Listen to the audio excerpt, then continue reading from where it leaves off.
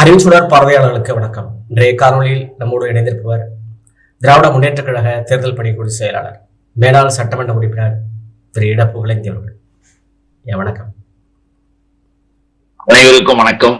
கேளுங்க. இப்ப அடிக்கடி தேர்தல் வர்றதை ஒட்டி பிரதம மந்திரி மோடி தமிழ்நாட்டு பக்கம் வந்துகிட்டே இருக்காரு.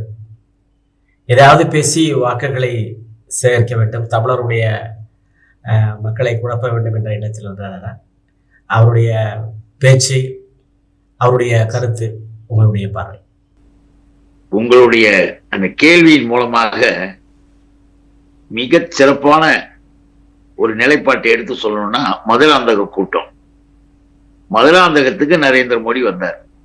அந்த கூட்டமே 4 இடம் 3 இடத்துல மாத்தி மாத்தி வச்சு மதுராந்தகத்துல வந்து சேர்த்தாங்க. இந்த மோடி நம்முடைய முதலமைச்சர், எங்களுடைய தலைவர் தளபதி சொன்ன மாதிரி இனிமே அடிக்கடி வருவார். ஏன்னா சட்டமன்ற தேர்தல் நெருங்கிட்டு இருக்கிறதுனால தமிழ்நாட்டுக்கு வருவார். வர வேண்டிய நேரத்திலலாம் வரல, இப்ப வரார். சரி, உண்மையை பேசணும்ல. தமிழ்நாட்டுல மதுராந்தக கூட்டத்துல ஒரு பெரிய வேலையை செஞ்சார். என்ன செஞ்சார் தெரியுங்களா? அழகாக ஒரு பொய் சொல்றார். இந்தியாவை வளர்ச்சி அடைந்த நாடு என்ற இலக்கை நோக்கி முன்னேற்றி விட்டேன். இந்தியாவை வளர்ச்சி அடைந்த நாடு என்று முன்னேற்றி விட்டேன்னாரு. அப்புறம்தான் நம்முடைய கழகத்தின் சார்பாக அந்த ரெக்கார்ட்ஸ் எல்லாம் எடுத்து பார்த்து நாட்டு மக்களுக்கு நம்ம தெரிவிச்சாகணும் அப்படின்னு எடுத்து பார்த்தா தெரியுது, ஏற்கனவே இந்தியா இருந்த நிலை உலக பார்வையில ஏற்கனவே இந்தியாவினுடைய நிலைப்பாட்டை எந்த அளவுக்கு நாசம் பண்ணி கொலநாசம் பண்ணிட்டு வந்துட்டு அவரை பார்த்து நம்ம கேட்கறது என்னன்னா, மிக தெளிவாக ஐநா சபை வளர்ச்சி அடைந்த நாடுகள் அந்த திட்டம், ஐநாவில் 196 நாடுகள்ல எடுக்கிறாங்க. 193 நாடுல எடுத்த அந்த நிலையை பார்த்தா, ஆய்வை பார்த்தா, இந்தியா எங்க இருக்குன்னு கேட்டீங்கன்னா 130வது இடத்துல இருக்கு. நமக்கு முன்னால 129 நாடுகள் இருக்கு வளர்ச்சி அடைந்த நாடுகளுடைய பட்டியல்ல.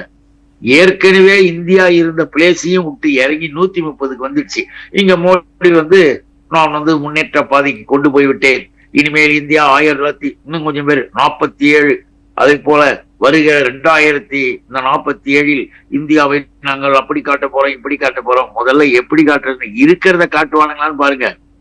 நீங்க அவருடைய பேச்சின் காரணமாக சொல்றோம். தமிழ்நாட்டு உள்ள வந்துட்டு தமிழை பற்றி பேசுவது, வள்ளுவரை பற்றி பேசுவது அப்படின்னு சொல்லும் போது அழகாக மகளிர் மாநாடு, லட்சக்கணக்கான மகளிர்கள் கூடிய திராவிட இயக்க மாநாடாக திராவிட முன்னேற்ற கழக மாநாடு, அந்த மாநாட்டில மிக அழகான பதில்கள் கூட நிறைய இந்த நரேந்திர மோடிக்கு சொன்னாங்க.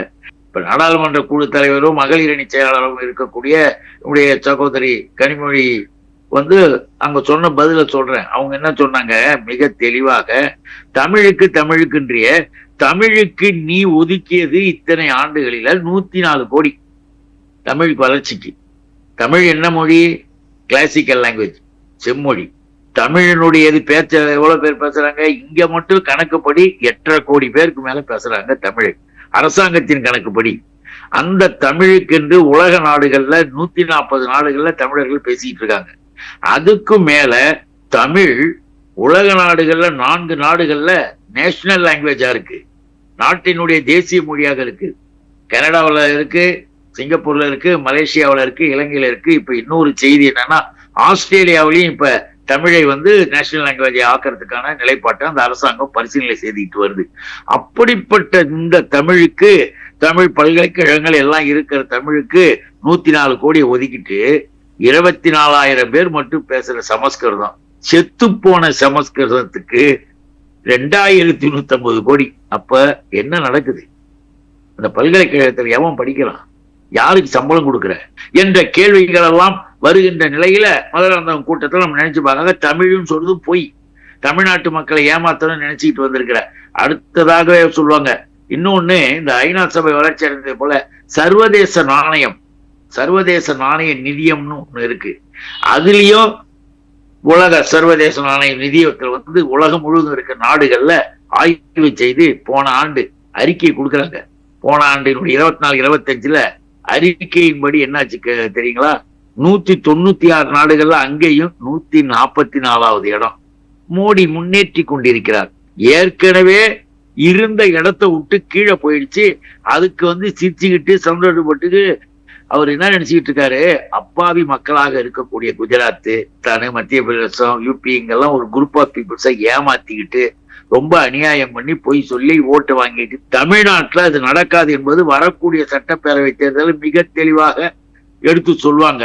எதுக்காக நம்ம சொல்றோம்னா, நாட்டினுடைய வளர்ச்சியாக மோடி சொல்லிட்டாருங்க. நம்ம முதல்வரும் கேட்டார், அழகாக கேட்டார். என்னன்னா ஒண்ணு இல்ல, இளைஞர்களுக்கு வேலை வாய்ப்பு. இளைஞர்களுக்கு வேலை வாய்ப்பை வந்து உன்னுடைய அரசின் மூலமாக நீ செய்யற அரசு வேலை வாய்ப்பிலேயே அயோக்கியத்தனம். பட்டியலின மக்களுக்கு, அடுத்தும் உள்ள பாதிக்கப்பட்ட மக்களுக்கு இடம் இல்லாம விதிமுறைகளை டைட் பண்ணி RSS காரர்களுக்கு வேலை வாய்ப்பை நீ கொடுத்துக்கிட்டு இருக்கிறன்னு எல்லாருக்கும் தெரியும். எதிர்காலத்தில் நல்ல பதில் இருக்குன்னு சொல்லும் பொழுது நம்ம முதல்வர் அழகா கேட்டார், பாபார் நான் ஒரு முதலமைச்சர் என்ற முறையில் நாம சொல்றோம், அவர் முதலமைச்சர் இல்ல, நம்முடைய முதலமைச்சர் எங்களுடைய தலைவர் நான் தளபதி மட்டும் இந்திய துணைக்கண்டத்தினுடைய பிரைம் மினிஸ்டராக இருந்தா இந்தியாவினுடைய நிலையை நம்பர் 1 ஆகி உலகம் முழுவதும் அதை வந்து பின்பற்றுவாங்க. அந்த அளவுக்கு திறமை உள்ளவர். அவர் கேட்டார், நேரடி முதலீடு இந்தியாவிற்கு நேரடி முதலீடு ஏன் குறையுது? ஏற்கனவே இங்கே முதலீடு செய்து நிறுவனங்களை நடத்தி கொண்டு வேலை வாய்ப்பை தந்து கொண்டிருந்த தொழிற்சாலைகள் ஏன் மூடுறாங்க? ஏன் பல கம்பெனி வெளிநாடுக்கு திரும்பி போகுது? மத ரீதியாக பார்த்து கிறிஸ்துவர்களை இழிவாக கேவலமாக பேசணும். இப்ப கூட என்ன உனக்கு எதுக்கு எடுத்தாலும் கால்டுவெல்ல பத்தி எல்லாம் பேசிக்கிட்டு, கால்டுவெல்ல வந்து அவர் திராவிட ஒப்பிலக்கணம் எழுதிக்கிட்டாராம் கால்டுவெல். அதனால கால்டுவெல்ல பத்தி ரொம்ப கீழ்த்தரமாக சீப்பாக அவர் வந்து இவன் பேசலாம். பள்ளிக்கூடத்துக்கு போனாராம், ஹை ஸ்கூலுக்கே போலியாம். அதுதான் கால்டுவெல்னு ஒருத்தர் பேசியிருக்காரு. யாரு? மிஸ்டர் நரேந்திர மோடி கும்பல்ல இருக்கக்கூடிய வந்து IPS படிச்சுட்டு ஒரு 420 மலைன்னு அண்ணாமலை தெரியறாங்க. இருந்தாலும் இந்த RSS ரவி, நம்ம ஆளுநர் இல்ல ஆளுநர் RSS ரவி சொல்றாரு, கால்டுவெல் வந்து படிக்க போன யாராவது கேட்டாங்களா? ஒப்பிலக்கணம் எழுதி உலக மொழிகளில் தொன்மை வாய்ந்தது தமிழ்தான் அனைத்திற்கும் தாயாக இருக்கக்கூடியதுன்ற கருத்தை சொல்லிட்டாராம். இவனுடைய சமஸ்கிருதத்தை இந்தியும் தூக்கி போட்டாருன்னு ஹை ஸ்கூல் கூட போல அவர் அந்த போய் பெருசா பேசுறீங்கன்னு. அப்பதான் எடுத்து ரெக்கார்ட்ஸ் எடுத்து அந்த ரெக்கார்ட்ஸினுடைய இதையும் பார்த்து, இது யூனிவர்சிட்டியில, இங்கிலாந்து யூனிவர்சிட்டியில அவர் பட்டம் வாங்கின தெரியுமா? PhD டாக்டரேட் படிச்சிருக்காரு. அதனுடைய ரெக்கார்ட்ஸ் காப்பியெல்லாம் எடுத்து எல்லாம் போட்டாங்க. எதுக்காக இதை சொல்றோம்னா, எல்லாம் பொய் பித்தலாட்டம் பண்ணிக்கிட்டு தமிழ்நாட்டு தேர்தல் வர்றதுனால நீங்க 50% இதை செய்யல அதை செய்யலன்னு சொல்லிட்டு திரியறதுனாலதான் நாம இதெல்லாம் கேட்கிறோம். வேற ஒண்ணும் இல்ல. மோடியினுடைய செயல்பாடுகள் என்பது தமிழ்நாட்டை மேலும் மேலும் வஞ்சிக்கக்கூடிய நிலையில் இருந்தாலும் வெளியில நாடகம் நடிச்சுக்கிட்டு நம்மளை ஏமாத்துறதுக்கு பிளான் பண்றாரு. ஆனால் ஒரு சொல்லுக்கும் ஒரு கருத்துக்கும் பதிலாக நாம் சரியாக வைத்திருக்கிறோம். இப்ப தாவேக்காவுடைய தலைவர் விஜய் படம்னு ரிலீஸ் ஆகல, அதனுடைய பிடி வந்து இப்ப ஒன்றிய அரசுல சிக்கியிருக்கு. சென்சார் போர்டுல இருந்து ரிலீஸ் பண்ணல. அவங்க இதுவரைக்கும் நடிகர் விஜய் அதை எதிர்த்து எந்த விதமான கமெண்ட் கொடுக்கல, எந்த விதமான கருத்து சொல்லலையே. என்னத்துக்குன்னு கேட்டீங்கன்னா, யூனியன் கவர்மெண்ட் சென்சார் போர்டு யாரு? நமக்கு அதுக்கு சம்பந்தம் கிடையாது. சென்சார் போர்டுல ஒரு இது பண்றாங்க அப்படின்னு சொன்னாங்க. நாம எத்தனையோ படங்கள் பார்த்துட்டோம். திராவிட இயக்கத்தினுடைய கருத்தாக்கம் கொண்ட திரைப்படங்களை பல முறையில சென்சார்கள் வந்து கட் பண்ணுவாங்க, எடுப்பாங்க. அதை வந்து நம்ம பார்த்திருக்கிறோம், சந்திச்சிருக்கிறோம், வெற்றி பெற்றிருக்கோம். நீ என்ன பண்ணிருக்கணும்? உண்மையான ஒருத்தனா இருந்தா நீ பொய்யர். ஏன் பொய்யர்னு சொல்றோம்னா, ஒரு சாதாரண மனநிலையில கூட நீ பொது வாழ்க்கைக்கு லாய்க்கு இல்லாத ஒரு ஆளுன்றத ப்ரூவ் பண்ணிருக்க. உன் கண்ணெதிரில உன்னை பார்க்க வந்தவங்க தடிக்கி விழுந்து செத்து மேலே இங்கேயும் விழுறாங்கன்னா என்ன பண்ணுவாங்க? ஒரு பொது வாழ்க்கைக்கு வரவங்க கீழே குதித்து அவங்களோட கலந்து அந்த குழந்தைங்களை தூக்கிக்கிட்டு நீ ஆம்புலன்ஸ்ல ஏத்திட்டு மக்களோட இருந்து பேட்டி கொடுத்திருந்தீங்களா, நீ ஒரு பொது வாழ்க்கைக்கு தகுதி உள்ளவன் சொல்லலாம். சுத்தமா கிடையாது. ஒரே ஓட்டம் ஓடியாந்து 3 நாள் வெளியில வராம. எதுக்கு இதெல்லாம் சொல்றோம்னா, பொது வாழ்க்கைக்கான ஒரு நிலையில நீங்க இன்னும் கூட பார்த்தா, நமக்கு பிடிக்கல போகலன்னு சொல்ல வரல, இன்னும் நீ அதுக்காக தயாராகல. பாருங்களேன், எப்ப வந்தாலும் சாவு வீட்டுக்கு போற மாதிரி வராப்புல, மூஞ்சில அப்படியே தாடியை வச்சுக்கின்னு அப்படியே ஒரு சோகமா எங்கேயாவது ஒருத்தர் அப்படி சிரிச்சுக்கிட்டு சந்தோஷமா நான் இருப்பேன்னு ஒரு கம்பீரமா வராப்புல. பார்த்தீங்களா? எந்த நிகழ்ச்சியில பார்த்தாலும் இழவு வீட்டுக்கு போயிட்டு வர மாதிரியே இருப்பாப்புல. இன்னொருத்தனை வந்து பெரிய இதுக்கு பாரு, நீ வந்து ஒரு அரசியலுக்கு லாய்க்கானவனா, இந்த படம் ரிலீஸ் சம்பந்தத்துல உடனே கோர்ட்டுக்கு போறீங்க. சென்சார் போர்டுல போயிட்டு நீ பேச, இதை பயன்படுத்துறது யாரு? மோடி அண்ட் கோ.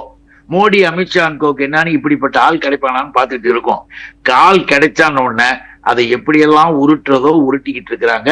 உண்மையில என்னன்னு கேட்டீங்கன்னா, விஜயின் ஒவ்வொரு செயலையும் செய்ய வைப்பது ஆர்எஸ்எஸ் மோகன் பகவத். விஜய இப்படின்வாங்க அப்படின்வாங்க. ஜோசப் விஜய் அது அவருடைய கிறிஸ்துவர், அதுக்கு இதுவாங்க. அதெல்லாம் ஒண்ணும் வேலைக்கு இல்லை. கிறிஸ்துவர்களை கடந்த கிறிஸ்துமஸ் அன்னைக்கு இந்தியா முழுக்கவும் பாரதிய ஜனதா RSS கூட்டம் சர்ச்செல்லாம் உடைச்சி உள்ள போய் வணங்கிட்டு இருந்தவங்களை அடிச்சு உடைச்சு குத்துச்சு. எல்லா தலைவர்களும் கண்டனம் தெரிவித்தாங்க, எக்ஸப்ட் விஜய். பாத்தீங்களா, விஜய்ன்ற அந்த நடிகர் கண்டனம் கூட தெரிவிக்கல. அப்ப என்ன அர்த்தம்? என்ன கிறிஸ்துவர்னு நீங்க அடையாளம் பண்ணிடாதீங்க, நான் அதுல இருந்து வெளியே வரேன்ற மாதிரி அந்த செய்தியை நான் இங்க எதுக்கு சொல்ல வரேன்னா, இப்படிப்பட்ட நிலையில் இருக்கக்கூடிய நடிகர் விஜய் எந்த காலத்திலும் பொது வாழ்க்கைக்கு தகுதி இல்லாதவர். அது தமிழ்நாட்டு மக்கள் எதிர்கால தீர்ப்பு நிலையில். உங்களுடைய நேரத்துக்கு மிக்க நன்றி. ரொம்ப மகிழ்ச்சி, நன்றி, வாழ்க.